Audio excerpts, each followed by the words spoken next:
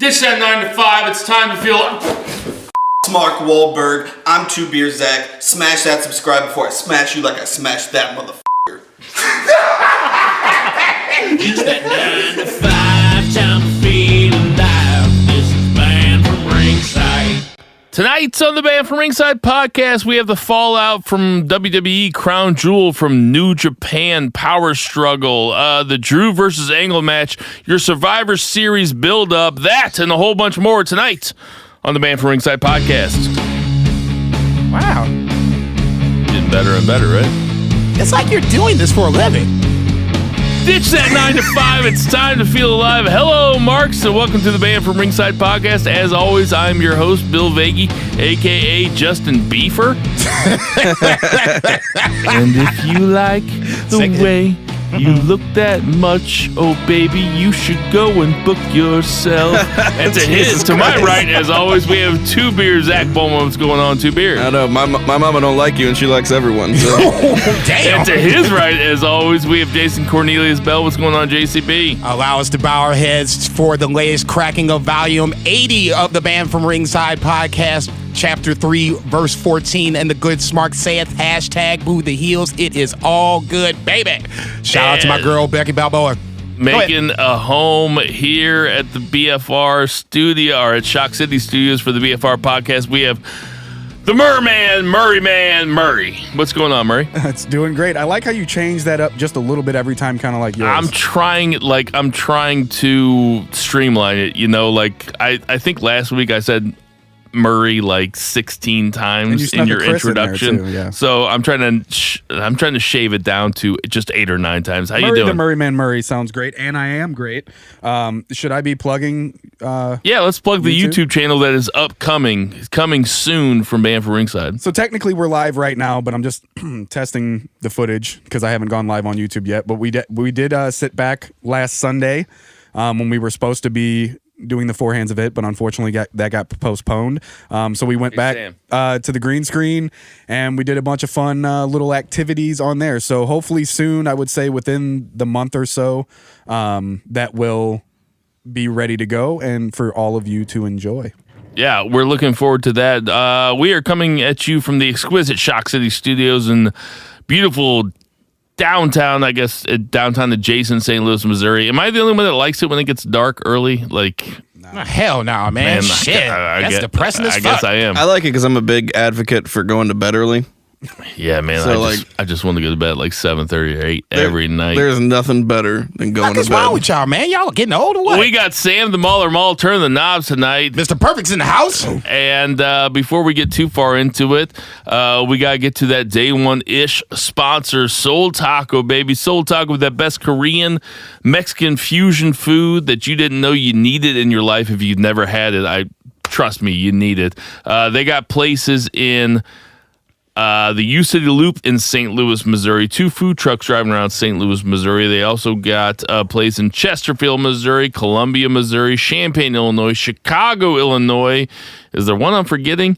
There probably is, but they got 2 more places open up. Guys, if you haven't had Soul Taco, I promise you they have the best food going around. Fast, casual, tacos, burritos, quesadillas, pot stickers. It's all the best stuff. If you haven't had it, what are you doing? Yeah, what are you guys doing? If you guys are new to the podcast, they have been with us since day one, and we're coming up on a year and a half now of doing this podcast. So check them out. They've been loyal sponsors, and we're not lying when we tell you it's the best food going around, the best fast casual food. The best pizza going around is that day 2-ish sponsor. Like that's JJ Twigs on Southampton. I like what you did there. Now, I went there on Sunday.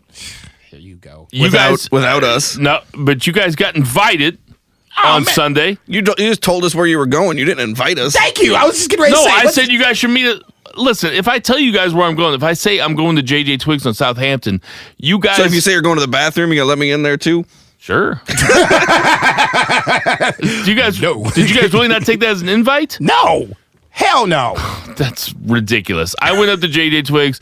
I got their breakfast pizza. I added some bacon and some Canadian bacon. You can get any type of pizza you want up there, but I'm telling you that the specialized, personalized pizza that they have up there, because every place is a franchise, and the JJ Twigs in Southampton has their own menu, and that menu is delish. Gluten-free options too. Gluten-free options too. They make strong drinks. It's a family place, so you can bring your family there. It's also a bar if you feel like going up there and sitting next to me at the bar, maybe watching a couple basketball games, watching a couple football games. You can do that also. That's JJ Twigs on Southampton. Tell them the band from Ringside sent you. And without further ado, we'll get to our 3 count. JCB, what you got? Allow me to quote the great Danny Glover when I say, I'm too old for this shit. We're going to go back to Saudi Arabia for the train wreck that was Crown Jewel. Before you get too far off, we said on the way here that we're going to go the bad news first to the good news. Yeah. So we're going to start off. So if you think that we're going to be too negative, you've already clicked on, you've already listened. We're about to get negative here for just let me get it off my chest for a little bit. and me and Zach and Murray, maybe Sam. Who knows? Sam might jump in. There's always room for him. So what are we going from like the Civil War to the War of 1812? I mean, I didn't really see anything good. So Well, let's dig into it. Brock Lesnar, first and foremost, obviously regains the Universal title in essentially a squash match, in my opinion, against Braun Strowman. Shane McMahon wins the WWE World Cup after Miz twists his ankle going outside the ring to chase Dolph. Shane comes in and inserts himself into the tournament in the finals and beats Dolph Ziggler, which I guess that makes sense. That's a barf. The Bar retains the tag titles, whatever. I don't even remember that. Am I missing something? I don't know. Yeah. No, yeah, you're missing the biggest barf of the entire Shane, event. to me, was the biggest barf. You're missing Shawn Michaels making his in-ring return. Oh, yeah, I forgot about with that. Triple H against Undertaker and Kane, Yeah. in which had to be the slowest, oldest match in WWE history. There couldn't have been a slower, older match. I guess because... Certainly couldn't have been an older match. I guess the reason I forget about it, or I'm trying to forget about it, is every time I think about that match, I think about Shawn Michaels on the top rope doing the moonsault, and Kane and Taker were basically in position to catch this man. Okay? You said it was moving slow, so Shawn took his time. It looked like Varys from Game of Thrones. Good call. Shawn flips off, and I'm like, oh, man, that's a nice moonsault. Okay. Oh, shit. It was like the Red Sea parted. They both stepped aside. Shawn plants his fucking face. I'm like, dude, what the fuck is this? That would have been a nice moonsault from the high dive into a pool. He was landing on his head. He did not rotate. If they would have caught him, it would have been better. But that's what they're supposed to do, though. They're supposed to catch him. And Taker knew that he didn't after they were both laying there, and Shawn's cussing his brains out under his breath for the most part, and Taker has to put his hand on his chest and like rolls his own eyes. Don't put that on Shawn. That's on Taker and Kane. All right, that's fine. Okay, let me narrow this conversation down a little bit. Who do you think hurt their legacy the worst out of those four? You can go with this one. Zach, you have any thoughts? Definitely Shawn. Did you watch the match? I did. I know you unsubscribed to the WWE Network. A man of principle right here, ladies and gentlemen. I unsubscribed, but my thing was still going to the 19th. So I guess I can watch. Plus, I was gonna rewatch. Be going rewatch. again at Survivor Series? No. Okay. I'll give you my password. But I watched the return of HBK. He did, after Triple H's injury, have to basically carry that match. He looked the best out of the four of them, but he still didn't look great. Like, he definitely, out of all of them, Hunter had one arm. Yeah, Hunter had one arm. Hunter got hurt so early. You can't, very early. Shawn So was carrying the match mostly. You can't really say anything. His last match was against Taker, and Taker was worse than he was, so it's hard to say. And then what was the one before that? He hasn't been in any kind of like...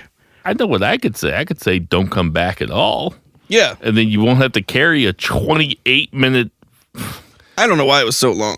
It was so long, man. Because they wanted to give the Saudi fans their money's worth. Okay, that's great. they got their money's worth, but then guys paid the price for it. Yeah, but there are audibles that these guys can call throughout matches, and if Hunter's hurt, they could say maybe we don't do the whole 28. Maybe we just go for another 10 minutes and then we call it. Who do you think's calling that audible? It's Hunter. Hunter. And Hunter's not No going to do doubt. that because he's the guy that So he's finished gonna with cut a his. Yeah, thank you. torn You think he's cutting that match short? He tore his pectoral, right? Yes. Yeah. They should have just brought in the best in the world, Shane, to help finish that match too. We'll He's get pretty to that, fucking fast. man. We'll get to that. Hold on a second. I really want to know, who do you think hurt their legacy the worst? Because Hunter has had good matches over the last 5 or 6 years in main event matches. I know that the Hunter Roman Reigns WrestleMania match was not great. The Hunter Seth Rollins match was pretty good. I know that he had 2 matches against Taker that were probably like 7 or 8 years ago. So who hurt their legacy the worst? I mean, definitely HBK because Kane's been hurting it and Undertaker's been hurting it.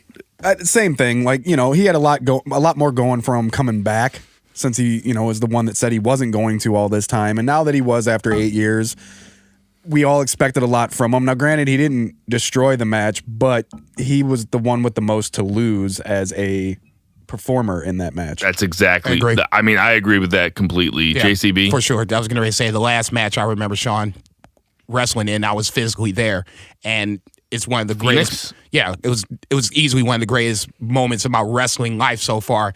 That's To this day, when people ask me what the best match I've ever seen, not live, but I mean watching on TV, I like in the conversation is Taker HBK 2. right, and that was such an emotional roller coaster ride. That's why I was saying leading up to Crown Jewel, I just didn't want to see him even tarnish what that match meant to me and maybe plenty of other people. And I know people are like, don't be a fanboy. Don't be a fanboy. Look, I'm a fan first. I analyze second. So, of course, my knee-jerk reaction People is I tell don't want you to not be a fanboy? all the time. Coming from All the even fucking bigger time. fanboys. I mean, like, I'm not saying this derivative, or I'm not saying this as a pejorative or anything.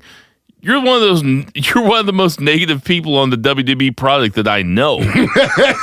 So who tells you to not be a fanboy? Are you talking about idiots on Twitter? Yeah, of course. Don't talk about them. I'm an idiot on Twitter. Don't listen to anything I say. Follow BFR Bill. Yeah, follow me. Man, I need the followers. God damn, I got like 85. I'm putting out good stuff there. And just dogging them on the same time every week. Okay, so I think that HBK, tarnish his legacy might be too far to go, but he kind of tarnished his legacy. Yeah, no, there's no why question would you about ever it. come back? Because you went out on one of the highest spots ever in this huge, great match between you and Taker, and then you sully it with this garbage thing. Now, maybe he got paid, I don't know. I'm sure he got paid. Maybe he got paid $400,000, which is hard to turn down. I feel like he at least got $1 million. I don't know. I think if I have no idea. I have no idea where to even gauge it. Because Taker gets like $1 million for coming back, and I mean Shawn hasn't wrestled in 8 years. All right, and that's hard to turn down. Mm-hmm.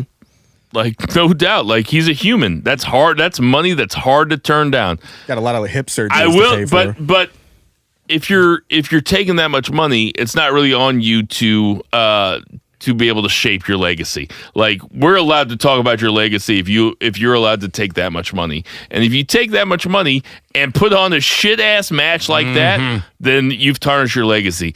The second one to me would be Taker, who looked old and slow, It was and awful. goddamn, it looks like a Legends match out there, man. It was worse than that. Yes, I it would was rather worse than that. see.